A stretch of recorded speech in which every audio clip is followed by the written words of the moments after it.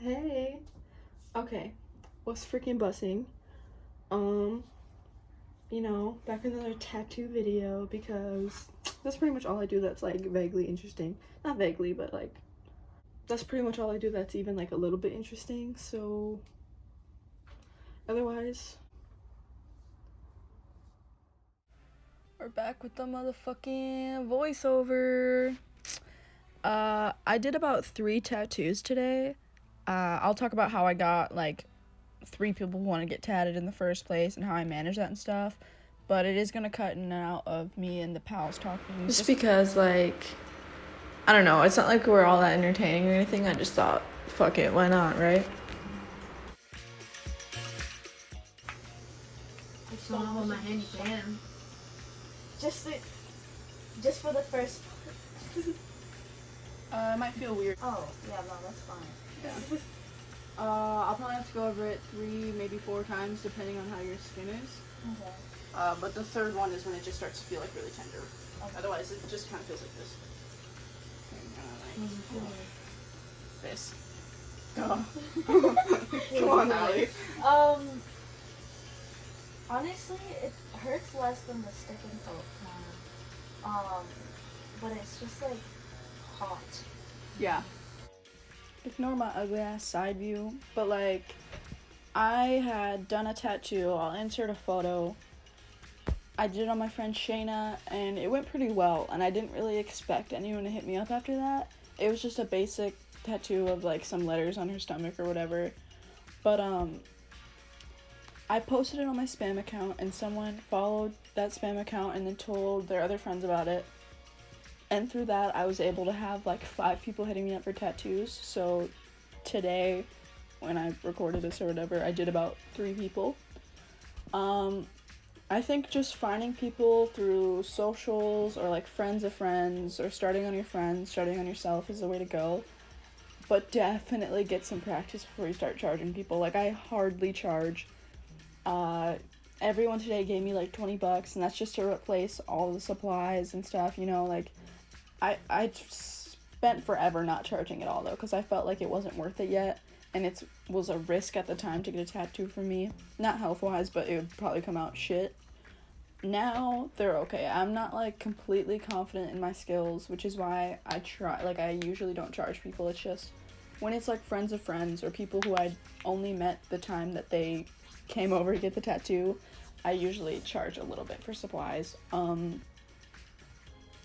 I just make sure that they know that you're an amateur. Like, a lot of people, when it's recommended to them, they don't really look at your other work. They just assume you're like an at-home tattoo artist and like an apprentice or something. But make sure that they are aware that you're like super amateur if you're at the level I'm at. So like, the girls were comfortable with getting a tattoo from me.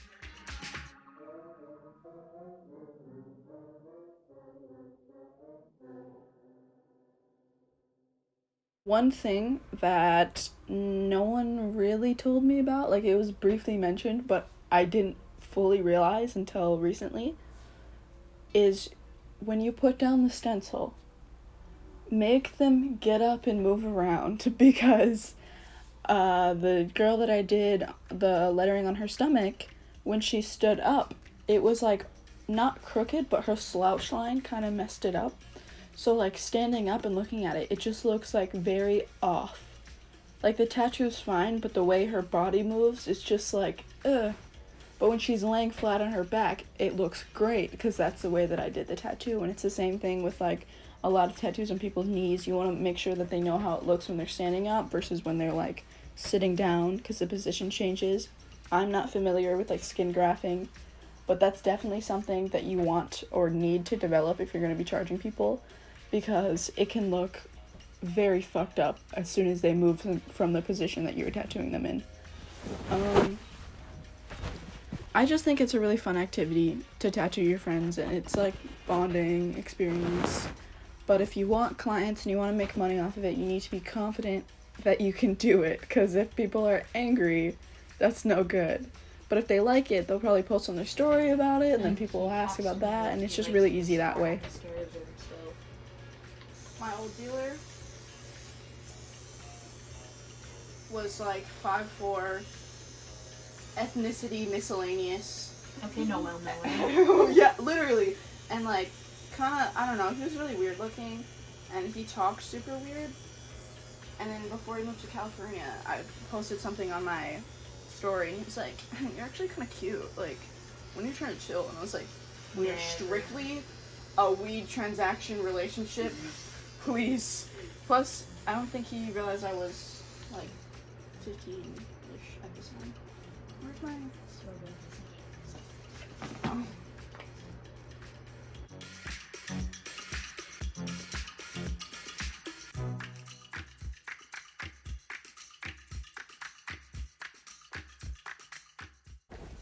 Honestly, if it's someone you know, you don't have to be so, like, customer servicey about it. Like, with the girl that came in previous to them, I was pretty much, like, I shook her hand when I met her. You just kind of speak politely.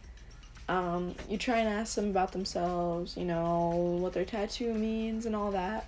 It was a bit uncomfortable, though, just due to, like, our personalities being very different. But just being polite is, like, the main thing that's important if you're tattooing somebody that you don't really know, because you don't want them to be uncomfortable, especially if it's the first tattoo they've ever had. You don't want them to be all tense and like that just makes it hurt way more, and like you really want them to just ease into it. You can buy them some chocolate, have some snacks ready, a water bottle, whatever you want, whatever you're available to do, and that really works. Just have a conversation starter if you can multitask and focus on a conversation and tattooing. Otherwise, have them play music. If the position isn't compromised by this, then have them go on their phones or whatever. So that way you can, if you're not a good talker, you can avoid that. Like, the first lady that came in, I had her, like, she just went on TikTok and it was fine. So yeah, there's that.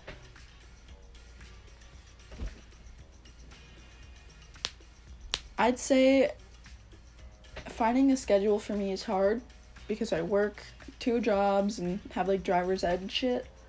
But if you're willing to do flexible hours, or if you can drive, that's even better.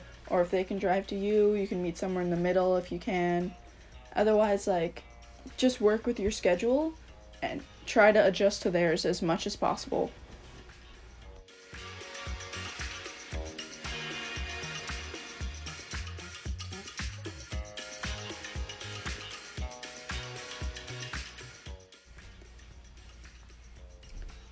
I don't know, I don't have much advice for this video. I just kind of wanted to talk and share the tattoos that I did today. But I have exciting news. I'm moving to Minneapolis. We couldn't sooner because of all of the riots that were going on. But not just because of the riots, but like the aftermath of them, or the absolute butt fuck of exaggeration. So like, while it was dangerous, it wasn't nearly as bad as like media portrayed it to be. So I just want anyone who doesn't live in Minnesota to know that like the riots weren't started by protesters, and it wasn't like they were burning down all of Minnesota. Lake Street was hit pretty bad, but it's nothing that is beyond repair. There was an incident where a small little Hispanic shop was completely demolished, and that's very unfortunate, but I know that they have help and that they have people who are willing to make donations and willing to help them rebuild. At least last I heard of it. So from my knowledge, they're fine. And I just wanted everyone to know that and to keep fucking pushing, because if you're available to, go out and protest. You're fine. The only danger is the police, and that's why people are protesting in the first place. So I just wanted to put that in for anyone who doesn't live in Minnesota. Like, we're fine. We're fine. Anyways, bitch. Yeah, I'm super excited to move to Minneapolis. I got myself a really, really shitty apartment. Like, the floor in the kitchen is coming up. There's no AC. The door got jammed yesterday, and we had to call a locksmith. And like, not even from us locking ourselves out, the door just stopped working, both of them on both sides, which was great, honestly. Yeah, it's super overpriced, but we worked out a deal where we didn't have to pay like a month or two's rent, and we're gonna try and get the rent down more because we're renovating for them, so that's really cool.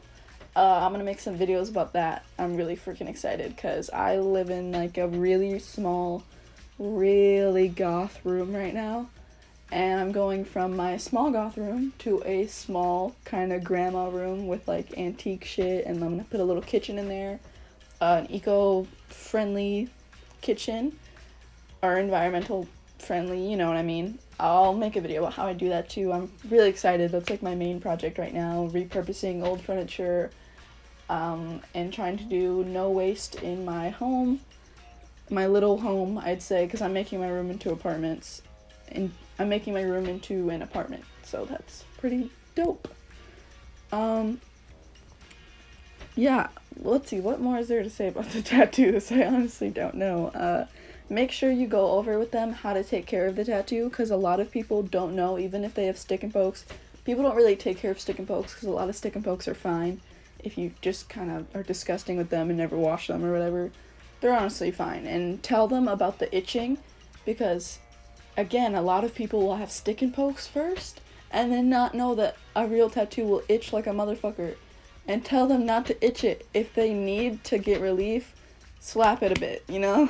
But otherwise, yeah, be super cautious with that, and try and tell them, like, stay out of water, don't shower directly under it, because if you do, your skin can literally, like, roll off, and then it's just kind of be like a shadow of a tattoo under it. So that's not great. And if you're struggling with tattoo art because you find that you lack the artist part, that's fine too, as long as you know how to make a stencil.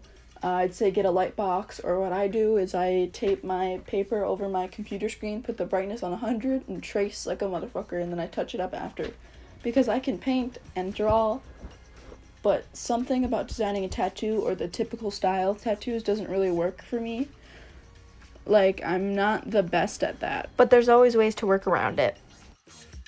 She made me a furry persona.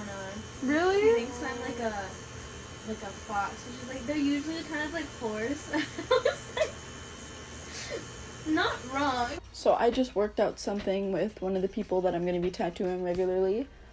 She wants to learn how to tattoo, so I said I could help her with that, and I could help her with her, I think, right arm, because she's right-handed and obviously can't tattoo that side on her own. So in exchange for that, she's going to be helping me make like a little cute flip book of tattoos for people to choose from, you know, basic stuff, basic lettering, some of my original art that would be easy for my skills to tattoo onto somebody. And she is an artist, so she's going to help me with that, and we're just going to make it together, you know? So I think that that's a good solution, because if you have a book, you can easily just pick one of the images, put some tracing paper over it, boom, boom, boom, make a stencil out of it. So that's really easy. Plus, a lot of people just want hearts, or they just want, like, simple things like grace, faith, crosses, and all that. So if you have that ready, it's great. It makes everything 100 times easier, way less stress on yourself. I'll make a video about how to do that too. I'm just gonna like laminate everything and put it in a nice old school binder. So that's a good way around, like, if you don't know how to make your own designs. Because tattoo art, especially when you can only do line work, which is basically all I can do right now, it's kind of hard to do original work because there's a lot of shading involved and a lot of like elements that you don't know how to portray in tattoos yet. So that's fine, you'll get there, but for now I'm going to focus on, like, I want to learn how to do faces, and I'm going to try and do those faces that were, like, you don't lift up the pencil once, so that, because, like, that's something I can do in my abilities. That's no shading, it's just lines. But that's what I would recommend for that if you're looking to expand your skills.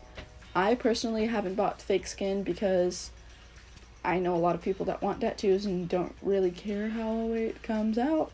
So they're willing to be experimented on, like family members and such, not people who will be devastated by this when they're older. I'm talking like people in their 40s who don't care anymore. So if you have those resources, definitely reach out.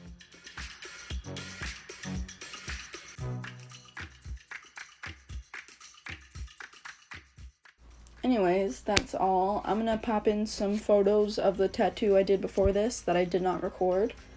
and I'm gonna head out. So, bye.